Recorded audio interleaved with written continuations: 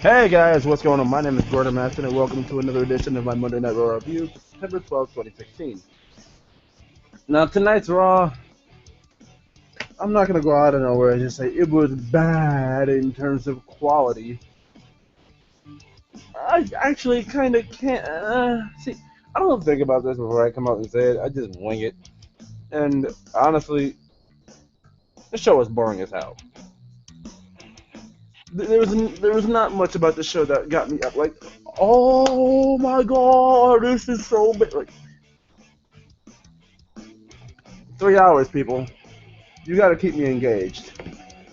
You honestly have to keep me engaged, and you did not do a good job of doing that tonight. It just didn't happen. But you know, I didn't even have much to tweet about tonight, but after 2 times going through of not having much to show you guys tweeting, I gotta show you guys something. I just gotta go show you guys something. Okay, so this was my Twitter machine tonight.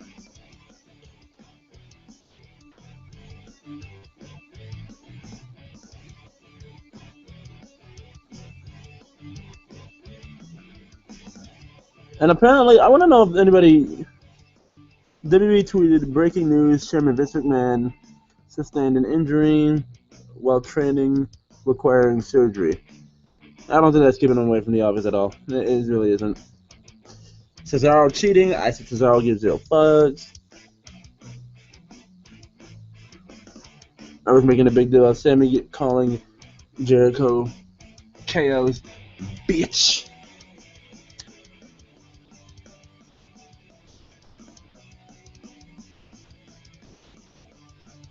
Okay, but what else we have to talk about, and that's something I'm really looking forward to, getting into. But you know what? That's Twitter for the night. And I also want to go out and give somebody a bit of a shout out. Let me get the right Twitter name because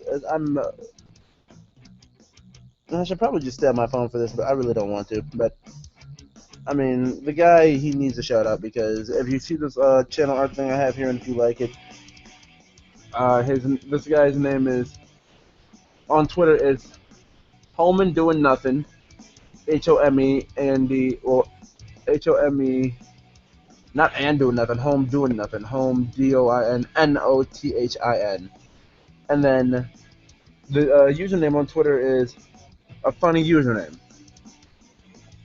That's literally who this guy is. He created this beautiful thing you see here with the Dragon Slayer and the picture of me. It just came out so well. So, with that being said, let's get on into tonight's episode of Monday Night Raw. Because at some point here, he's going to be making my Lucha Underground art again, and yeah. So, we're going to get into Raw here. And regarding that, that's all we had to say. So, tonight's show. Okay, so we open up tonight with the whole last week on Monday Night Raw. We open up with that, and it leads into the opening segment with Mick Foley and Mick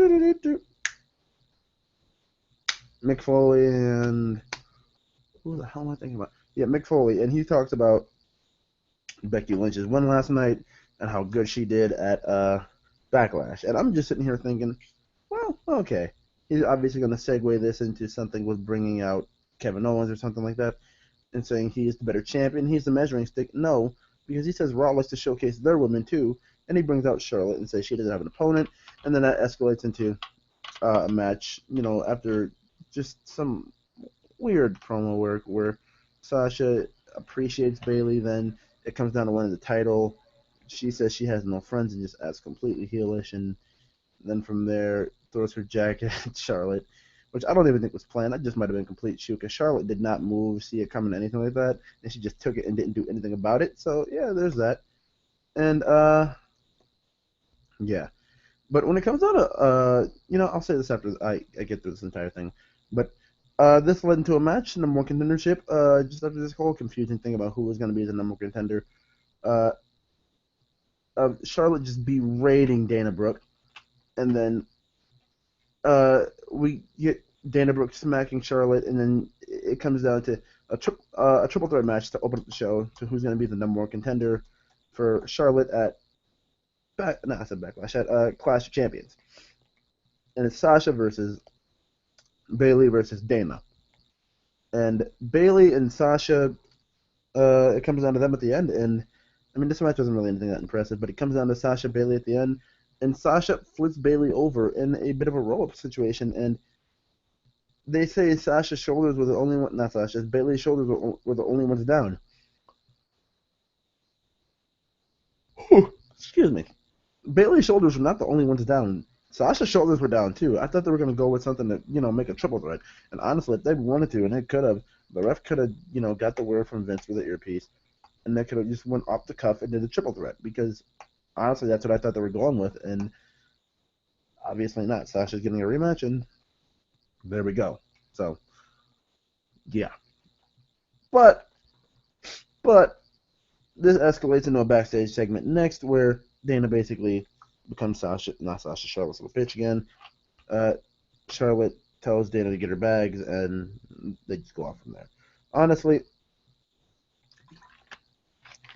when it comes to when it comes to Sasha Banks on the main roster, I don't think I've said this yet, but when it comes to Sasha, we all know. Everybody who's seen NXT Sasha Banks, and it may just be because she's a babyface, but anybody who's seen main roster babyface Sasha Banks knows, and they absolutely know, that Sasha is a great, she's all around great performer. She deserves, I'm not going to say she deserves better than what she's getting, because she's getting quality stuff. She's getting championship matches out the wazoo. And it's not clicking for me. Like, it just feels forced in a way. And I honestly she's not connecting with me, honestly. And it's, like, not used to, but I do like Sasha. But it just feels like main roster Sasha is so forced and thrown at us. It's like we all know Sasha Banks is good, so Sasha Banks is just gonna get thrown at us. Like, here, she's the most marketed. This whole Boston. It's just, I'm sorry, dude, but out of all of these women, Becky's story has felt the most genuine and legit to me. That may just be because I'm a Becky Lynch mark, honestly, and this is just the way it is. But still, dude, it's oh my goodness, it is not clicking for me. It really just isn't with Sasha. I don't know, maybe Bayley may click for me. Hopefully they do her underdog story right, and we'll see how it goes. But, even with her promo even with Sasha's promo tonight, I remember this. Oh, you've always had my back, even going back to NXT.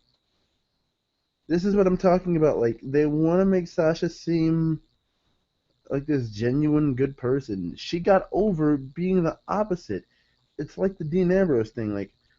We didn't know Dean could be such a good babyface. Dean was a good babyface, and then it began to linger too long. But Dean is so good as a performer that he can kind of make it work. Just like Sasha's so good as a performer that she can kind of make it work. But then at the same time, it's just, So, I mean, hopefully at some point soon they do this turn, because at this point, it's just it's not working. Babyface Sasha Banks does not work for me or for anyone else, I think. This just is not working. Okay, okay. I don't think this is working for anyone. I really feel that way. Okay, so I spent enough time on that, so let me move on, and we can move forward.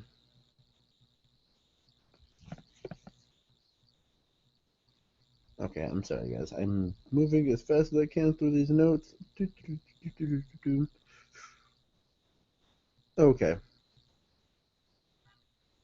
So up next, we got Bo Dallas versus Brennan Scott. And Bo Dallas comes out, and this man spits some poetry. And it basically ends with, I'm the only one who can believe in Bo. Has a serious look on his face. I never got to see what he got the win with. I was sitting there on my phone. I was scrolling Twitter.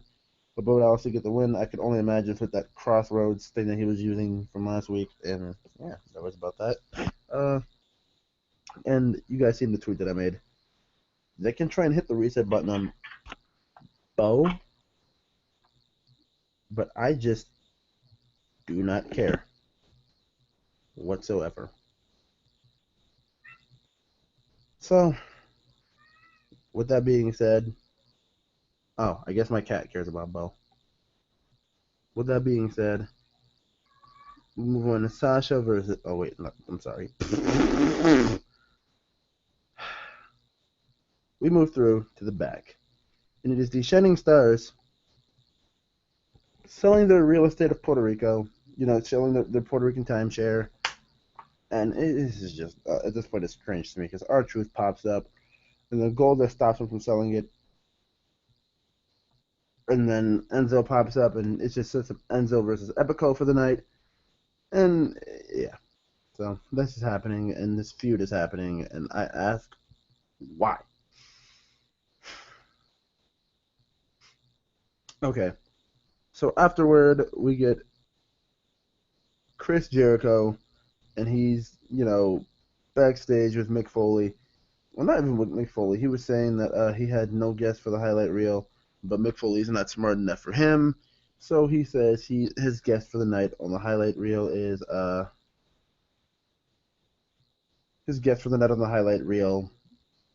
Sami Zayn, Kevin Owens' ex-best friend, which leads us into the highlight reel segment, which is honestly, it's up there for best segment of the night, honestly. Okay, so this is basically, it's all about Kevin Owens, honestly. And it seems like what they're doing, and it looks like at some point we'll get it, just sooner than I wanted, or sooner than anybody probably wanted it, and it disappoints me that we're probably going to get it this soon. But they're kind of planting the seeds here a little bit with the tease last week, and then what this was about this week. Unless they're just doing this to, make the feud out of what they have at, Clash of Champions. But Jericho and Zayn, this highlight reel segment was just about, I'm Kevin Owens' best friend and you're not. Ha ha ha ha. Like that's basically what this is about. Because Kevin Owens isn't like he doesn't even care. Kevin and Sami basically both don't care. And then Kevin, it's like a woman who you don't care about anymore. No, a guy that used to be your friend, and you don't care about that ex-girlfriend that he's dating of yours. But then he's saying, oh, yeah, bro, her vagina's so good. I can... It's basically like that. Like, I can... Oh, boy. And Sammy is just like, I'm so done with this. I'm past this, dude. I don't care. I really don't, okay? Like, we both made the agreement that we'd agree to hate each other and not care about each other. Okay? So then this just turns into Sammy getting frustrated and saying, you know what? Who is the real Chris Jericho, that inspired me and Kevin to come in here? All at this point, you've just turned into Kevin's bitch. And then Kevin, he says, you know what? He's like, I do have Kevin's new number. You want me to show it? I do have Kevin's new number in the text messages that he sent me.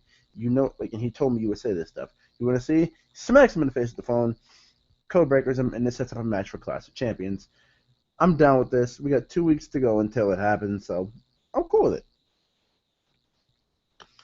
So, and for the record, Sammy probably should win that match. Okay, so moving forward, we get Cesaro versus Sheamus. And Sheamus goes on to lose this match because Cesaro puts his feet on the ropes. Nothing really much here to say. Cesaro and Sheamus match, really don't care. They should have probably went a different way about this because putting Cesaro up, or putting Sheamus up 3-0 or 3-1 or something like 3-1. No, it's 3-0. Putting Sheamus up 3-0 and then having Cesaro come back and win 4 straight if that's what they're planning to do, because that's what it seems like they're planning to do. Because that's what it seems like they're planning to do. Just is not a fun idea. Like, this is not fun for me. Like, I don't think this is fun. I don't think this is fun for anyone else. It's just not. Okay. Up next, we get Seth Rollins confronting Mick Foley and him basically telling Mick, hey, I don't want Roman in this, and it's not for the idea that you think it is. I want to show everybody that I can take out Triple H's little golden boy. It's not about Roman. It's about Kevin. It's basically what this is about. And Mick says Seth is not allowed to get involved in the main event, and Seth basically walks out. Up next, we get another contender for segment of the night, and it is Alicia Fox versus Nia Jax. And Nia Jax basically kills Alicia Fox. She tackles her through the barricade to end the match. It ends in non-contest, and Alicia Fox is basically dead. Get a medic, people. Alicia Fox is dead. My inside sources. What's that? Yeah, yeah. My inside sources are telling me Alicia Fox suffered 2 broken ribs, a broken spirit, and the will to never compete on Monday Night Raw again. Now that's just great. Thank you, Nia Jax. But in all seriousness, Nia just basically went on a squasher, and for once, Nia finally looked like a monster on the main roster. Like, it just didn't look like all formulaic Nia Jax regular squash. Nia actually looked like a legit monster. She had a pre-match interview, and she said she's basically gonna crush Alicia Fox, and I did not believe her. Like, oh, it's gonna be basic Nia. It's gonna be basic Nia squash. No, she basically about killed Alicia Fox. But up next, we get Kofi Kingston and Xavier Woods versus Anderson and Gallows. Don't understand why this match is happening. It is happening at Clash of Champions, and Anderson and Gallows win. Kind of takes me out of wanting to see the match. I don't care if Big E's going to be the difference. It just makes Xavier look weak if they win, even though they're probably not going to win. Okay. Next up, we get a Braun Strowman recap. Doesn't really mean much. And then we get Jinder Mahal, the funnest name in the business, 3 syllables. Jinder Mahal, Jinder Mahal, Hinder Majil, Jinder Mahal versus Jack Swagger. Yes, Jack Swagger. I'm saying it right, people. Jack Swagger is on Raw.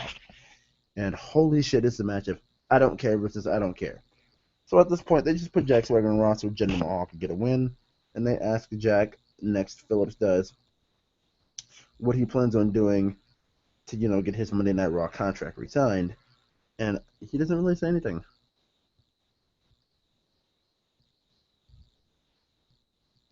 So, up next, we get Enzo Amore versus Epico. And Enzo was just cleaning the house. This match was pretty fun. Not anything really special. Enzo's little pre-match thing that he did here, I mean, it was typical Enzo. Like, nothing special. Like, I honestly think it'd be better if they didn't do these every single week because it seems like the material is running dry. Whereas it is with the New Day, where it's like sometimes it hits now, sometimes it misses. That could just be, we've heard some of the New Day stuff for so long. It's funny, but still not as funny as it was before. But I mean, hey, it is what it is, right? I mean, I still laugh at the New Day myself personally, but you know, what happens here? And oh, if I'm talking about pre-match stuff, the New Day's pre-match stuff was basically regular pre-match New Day. But Enzo goes on to lose by getting his feet held down, and I don't really care. We get a preview for the CWC 2-hour special this Wednesday on the network, and I will be reviewing that. I will be reviewing every second of it. You better believe it. Okay. So, up next is the main event, which is Roman Reigns versus Kevin Owens, and basically Kevin Owens tells off Seth and says, "You know what?" And this is a great line from Kevin Owens tells off Seth Rollins because Seth Rollins is talking to him, and he basically tells him off and says, "Hey, you know what? A little redesign, rebuild, reclaim thing." Like, and he said a lot more before this, but this was the highlight of it. The little redesign, rebuild, reclaim thing you have. Yeah, it's more like redesign, rebuild, replace on the side of Triple H. At least the Mick coming in, separating the two before anything happens, and sending Cap to the ring. Kevin Owens and Roman Reigns happened. I mean, I couldn't really get into the match, because Raw likes to take so many commercials, and it just kills the flow of anything. And even when they were done with the commercial, there was like a solid 10 minutes before the show ended. And the match didn't really entice me too much, honestly, until Seth Rollins came down, attacked Kevin Owens, and I'm like, oh, okay, of course, typical Raw, that's how we're going to end it. Roman's not getting a match, and I honestly really didn't care. I was actually kind of thankful. Restarted the match. I'm just like, oh no, Roman is getting the match. It's just the fact that Kevin Owens can't beat Roman Reigns clean. It just can't happen. Like when you want someone to do something, like you want the Rusev interference that happened that caused Kevin to lose, that caused Roman to lose. It happens on a week that you want your champion to look strong, and then you know Roman being Roman can't lose clean, and then Rusev has to come out. So Rusev gets Superman punched right off the apron. Kevin Owens pop-up powerbombs Roman for the 1-2-3. And then thank you Rusev chants and just Rusev chants in general while Roman's in the accolade because we don't get Roman in the World Championship match. So that was Raw. It wasn't really that entertaining, and there's the review. Running down the schedule for you guys for this week: CWC, Lucha Underground, and that's really about it. So I hope you guys did enjoy this episode of my Monday Night Raw review. Please remember to leave a like on this video if you already haven't. Subscribe if you're not subscribed for more of that WWE goodness on my channel. And I will see you guys next time. Thank you guys for watching. I much appreciate it. And I will see you guys next time. Thank you guys for watching. See ya! Okay, because he's being a jerk. Alright, now we're going to say see ya.